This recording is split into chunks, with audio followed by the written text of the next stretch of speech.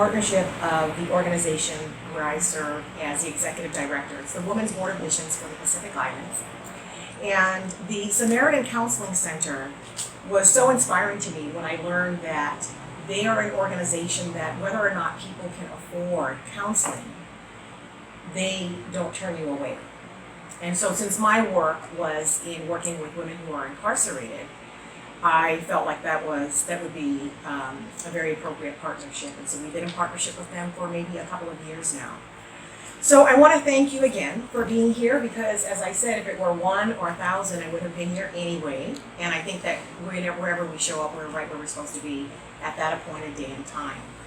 So, as I said, I'm the executive director of the Women's Board of Missions. I've been in that role for 10 years, and what that really means is we serve our community. And the populations of women that we serve, or people that we serve, are those without shelter, survivors of domestic violence, women who are currently or were formerly incarcerated. And so, in addition to that, as a result of the Women's Board of Missions and my work with them, one of the things that happened is women started calling and asking if they could talk with me further after knowing me in the prison.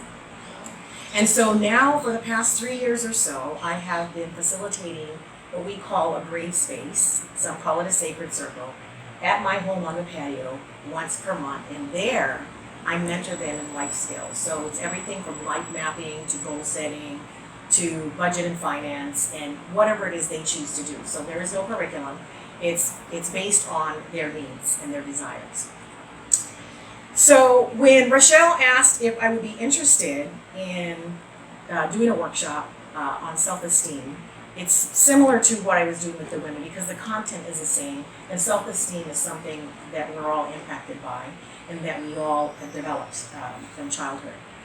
So what I would like to do is to just review the objectives. You all received the flyer, and there were 4 different objectives that we talked about. And the first was that we would explore and recognize the impact of self-esteem in your life and your understanding of self-worth. If you can understand self-worth and get a hold of that and let it take root in you, it will completely transform your life. It did mine. And then we're going to identify obstructors to building healthy self-esteem. And there are 2 major ones that I'm going to cover because it's impossible to do all of it in 1.5 hours. And then we're going to engage in some activities to make this a little bit fun that will help you strengthen self-awareness, because I think that's where everything stems from, is having an inner awareness of who you are. And then we're going to learn strategies to help maintain healthy self-esteem.